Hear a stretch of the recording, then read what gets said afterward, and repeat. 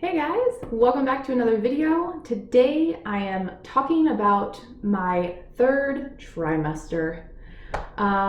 If you haven't yet seen, I've made a couple of videos on my first and second trimesters. I will link to those below, or you can see them up in the playlist wherever that ends up happening. But yeah, I'm fully in the third trimester. I've got about 9 weeks left until we will be seeing our little bundle of joy. And there's a lot to talk about. So for this first video, I'm just going to talk about my experience with the glucose tolerance screening and the glucose tolerance test. The reason I want to share this is because I went into it feeling very confident. And when I went through the screening and failed the screening, I got really concerned. And so I have a few thoughts and a few notes of experience that I would just like to share to calm anyone's nerves about failing the screening or even failing the test, both from a first-time mom perspective, but also from the perspective of a dietitian. Because the funny thing is, even though I'm a dietitian and I understand these things, those thoughts just came flooding in as soon as I failed that test. So I'm getting a little bit ahead of myself, as I usually do. So I'm gonna back up and let's talk about the glucose screening. So what is this even? Basically, it's a test that you do in your third trimester to test for gestational diabetes. The reason it's done in the third trimester is because this is the most common time, but also the most susceptible time to get gestational diabetes. Now, if a woman has diabetes before she is pregnant, she will most likely continue on her normal medication and that kind of thing, and she will be monitored throughout her pregnancy. But if a woman does not have diabetes or anything like that, then she will most likely just have her routine blood work done, but then have a glucose tolerance screening in her third trimester. If I remember correctly, because it's been a little bit for me, sorry, I'm on a really uncomfortable chair. It's around week 26, I think. I'll make a note of it right up here if I'm wrong, but I believe it's week 26 is when you typically get your glucose tolerance screening done. And what this is, it's an hour test. I'm assuming hospitals are different, but at least for my hospital and from what I read about others' experiences, is that you get this bottle of juice that has 50 grams of glucose in it. Mine was orange flavored. There was no option. I've heard of other people having options of flavors, but the one that I was given was just orange. So what you do is you take that glucose home, or you take that solution home, put it in your fridge, because I was told that it's better cold and you're not allowed to dilute it with any ice cubes or anything like that, because the ice cubes will melt and give you a weaker solution. You have to drink it as is, but you can put it in the fridge. So then what you do is you have your next scheduled visit, and you eat a meal. Now, first disclaimer, again, every hospital could be slightly different on their rules, so make sure you read and follow the rules exactly how they're given to you from your doctor's office.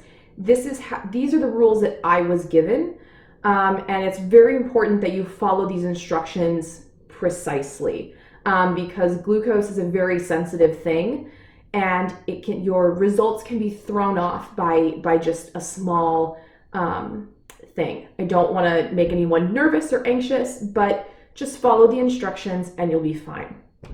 So for my test, I was told to eat a normal meal 2 hours before my scheduled visit, And then I had to wait after my meal. I wait an hour and then I drink the glucose solution, the juice. And then exactly 1 hour after I drink that, I needed to be in the doctor's office getting my blood drawn. So they recommend that you get there about 15 minutes early in case there's a line or anything like that, because on the hour, so you write down the time that you stopped drinking the juice, and then you get to your doctor's office and you tell them what time you stopped drinking. They will then give you a time that you need to get your blood drawn. It's a very simple standard blood draw. I think it's just one vial, if I remember correctly. And yeah, and that's basically it. Also, no water or other food after you drink the glucose solution. So then you get your blood drawn, and that's the screening.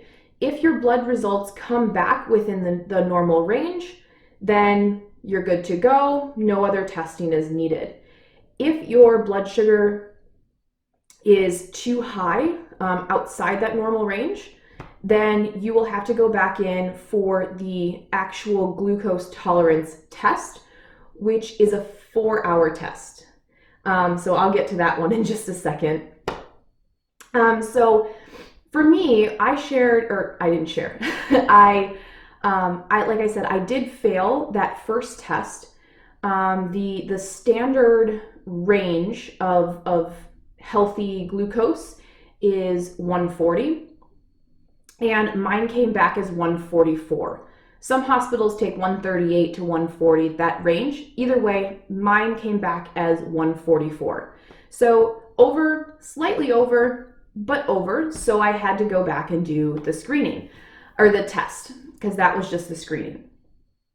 Now, when you do this, they want you to come back within a week, because, obviously you don't want to change all these things. You need to get back into things. So I scheduled it. My original appointment was on a Tuesday, and I found out I failed it on Wednesday, and I had my next actual test scheduled for that Friday.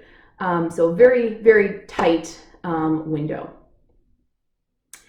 As soon as I found out that I had failed that screening, even though I am a dietitian and have told multiple women that, if you get gestational diabetes, it's not the end of the world. It takes just a little bit of lifestyle change while you're pregnant, and it will most likely go away after you deliver your baby.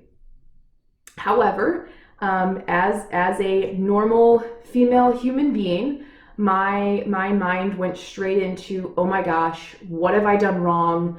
I've not been eating as well as I could have. I shouldn't have had this. I should have done this. I should have exercised more. And all these should and should nots started flowing through my brain, and I couldn't concentrate really on anything else that day, because I kept going through all the stuff that the shoulda, coulda, wouldas, right?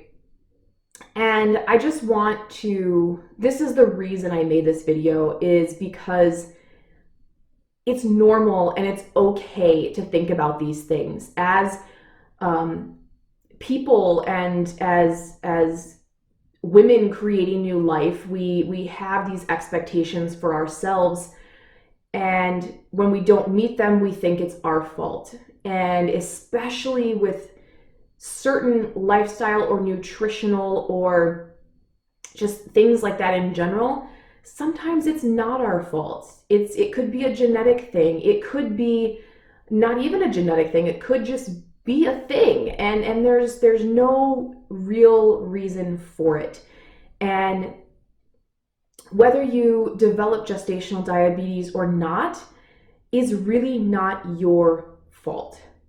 It's one of those things that's very played into by hormones and how your body responds to the pregnancy in your third trimester. You're gaining weight, you have more blood volume, you're eating more food, things happen. And you could be the most fit, well-exercised, well-nourished person and still develop gestational diabetes. On the other hand, you could never exercise during your pregnancy and live off of every craving that you could possibly imagine and never develop gestational diabetes. Not saying that one is healthier or unhealthier than the other, but just saying that it happens. And it's, if you develop gestational diabetes, it is not your fault. Don't blame yourself. Talk to a dietitian, talk to your doctor, and figure out a plan. That's the best thing you possibly can do for yourself and for the baby. So after I did that, all the thoughts, all the running through my brain, all the research on the prevalence of gestational diabetes and how many women fail the first screening and all of this stuff, and getting myself all up into, a mess, which, by the way, is also not good for your blood sugar, is stress. But so I went in for the actual test 2 days later.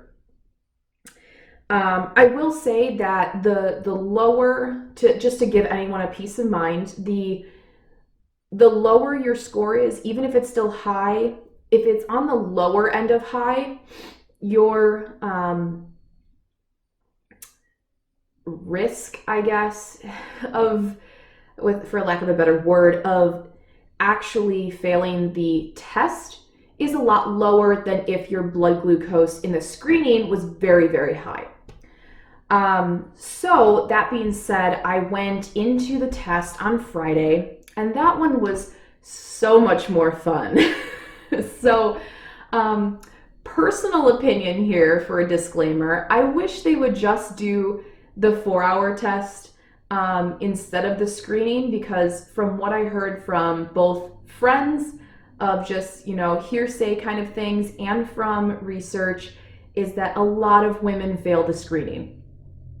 I'm not sure why we do the screening. I have my own opinions, but that's not for this this video.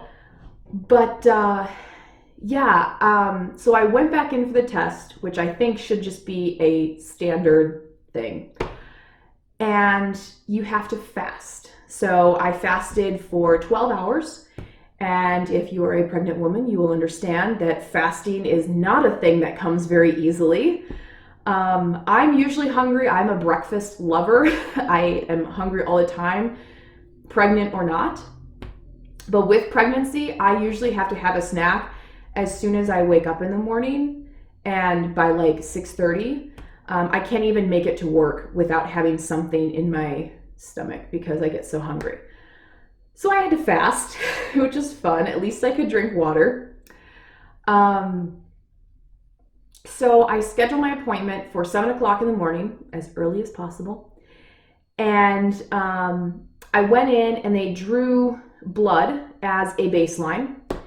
Then I had to drink a 100 gram of glucose solution in the same delicious orange flavor. I will say the level of sweetness was surprisingly not that different. The only difference is that it was room temperature. So it was not the greatest thing, but it also wasn't the worst. I have heard of some women reacting negatively to them. But I thankfully was just hungry and thirsty at that point. And so it was great to kind of get some sugar in my blood. So then I drank that, and then I waited an hour. They drew my blood. So 8:07, I think I finished drinking the glucose at 7:07. You have to drink it within 5 minutes. And then I got my blood drawn at 8:07 in the right arm. I went out into the lobby. Luckily, I was able to work a little bit. Then I went back in to get my blood drawn in the left arm at 9:07. Went back into the lobby, did some more work, and then got my blood drawn one more time in the right arm at 10:07. So I had 2 blood draws in the right, 2 blood draws in the left, and then I could go home and eat, which was the best part of my day. Um, so I got home, did all that, all good. The next day, I hadn't heard anything, and from my experience with doctors, is that no news is good news, because when I did my screening and I failed my screening, they called me the next day. So since I didn't hear a call yet on Saturday, and I know that the lab is open all days of the week, I checked my lab results online, and it said that everything came back normal. So I had passed my actual glucose tolerance test, which I was super excited about, and very happy to see, but however, was also, mentally prepared just in case. So one of the interesting things about this whole process is the mind games that happen. And again, I know I've said this already, but I just wanted to share my experience because it's a real thing that happens. And when something like this happens and you get a diagnosis or something that you don't expect or you're not used to hearing news on, it can really throw you off. So especially throughout your pregnancy, find time or find a person or a friend or someone to talk to anytime these things come up where you get really nervous and you get stuck inside your own head. Because being stuck inside your own head it can be an unhealthy place, because we just cycle our own thoughts and our own negative comments about ourselves. And sometimes it's really helpful just to share your concerns with an unbiased third party and figure out a way to move forward in a healthy way. Because especially for your baby, the best thing you can do is take care of your health, both physically and emotionally or mentally. Because what you think and feel has an impact on your physical body, which can impact your baby. Again, not trying to make it an extra level of anxiety for anybody, but just be aware that expressing your feelings and getting to the root of a thought or a feeling is so much more beneficial than holding on to it and stressing about it for the remainder of your pregnancy. So that is my little story about the glucose tolerance screening and test. I would love to know if you guys have any questions, or if there's anything pregnancy related that you'd like for me to continue talking about. I'm on to having prenatal visits every 2 weeks now.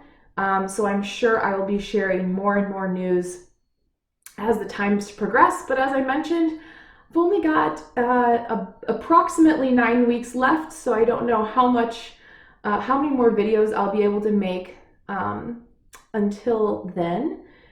But I will continue to do my best and answer any of your questions. So until next time, I will see you later. Bye.